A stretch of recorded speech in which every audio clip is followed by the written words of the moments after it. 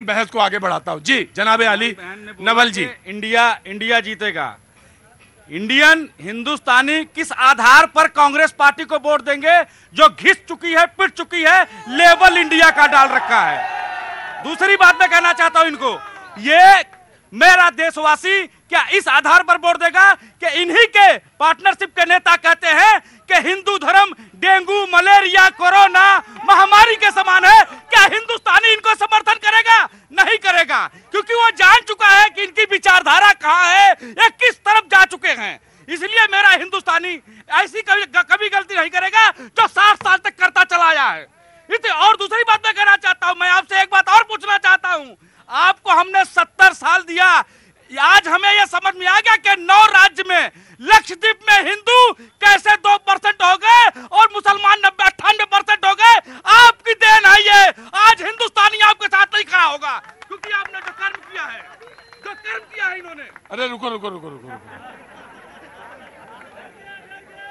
मुझे तो लगा कि बोलते बोलते ना जाने कहां चला गया। रुको, पानी पीते हो? क्या पीते हो? बड़े खड़े रहो। जी जनाब।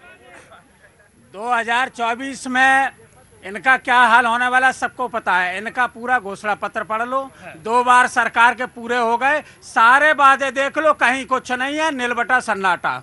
आप इन्होंने कहा किसानों की आमदनी दोगुनी करेंगे, लेकिन किसानों की आमदनी दोगुनी नहीं हुई। इन्होंने कहा स्मार्ट सिटी कहाँ है, पता ही नहीं। पहले एक बहुत बड़ा मुद्दा चला था, हर सांसद इनका एक जो गांव है ना उसे गोद लेगा, और पता चला कि उसे गोद ही में लिए घूम रहे हैं, नीचे उतरने लायक ही नहीं हुआ, विकास ही नहीं हुआ उसका।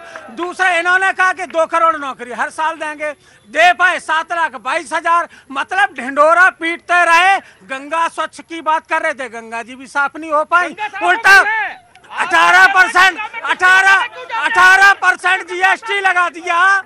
अब तो इनके लिए यही है, का बरसा जब कृषि सुखाने, समय चूक पुण्य का पछताने। जब समय निकल गया तो अब क्या पछताना। माननीय अखिलेश यादव जी, माननीय अखिलेश यादव जी पूर्व मुख्यमंत्री गंगा जी में डुबकी लगाए, प्रियंका गांधी जी गंगा में डुबकी लगाई। क्या गंगा साफ नहीं हुई तो डुबकी कैसे लगाए? ये वो अंग्रेज हैं तो गंदे जमीन पर पैर नहीं रखते, गंगा में कैसे पैर रखते थे? गंगा साफ है इसीलिए। और दूसरी बात मैं इनको बताना चाहता हूँ, 1 मिनट, रोजगार की बात किया है आपने। आप देखिए मेरे देश में विकास की बात किया है।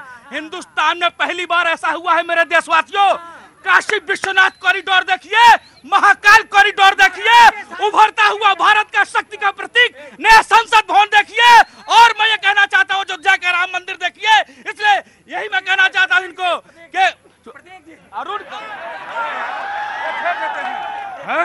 इन्होंने हमें डिस्टर्ब कर दिया। मैं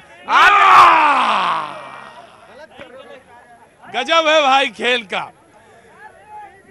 ये जो नई पीढ़ी खड़ी है इसने तो नहीं देखा, लेकिन मैंने देखा है कि वो एक बाइस्कोप वाला आता था, वो बाइस्कोप दिखाता था, कहता ये देखा। नवल जी बाइस्कोप वाले हैं।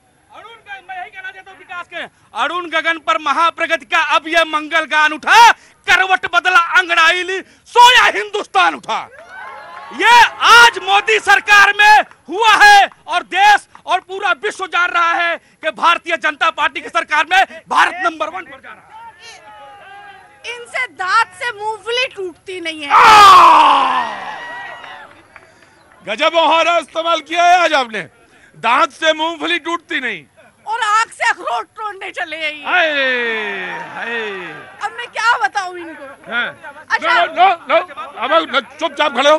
प्रतीक जी, मैं थोड़ा, ये कोई जवाबी कीर्तन हो रहा क्या? खड़े हो।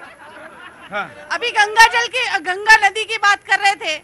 मोदी जी ने गंगा जल पे 18% GST लगा दिया। ये तो भारत में पहली बार हुआ, अद्भुत, आश्चर्यचकित।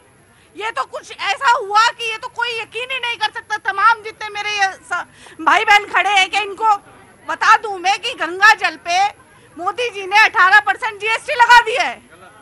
जी, और जी, जी, मैं दे दूंगा। जी प्रतीक, गंगा जी गए हैं आप? मैं गंगा जी गया हूँ, गंगा जी में आचमन भी करता हूँ, शुद्ध रूप से सनातनी हूँ, हिंदू हूँ।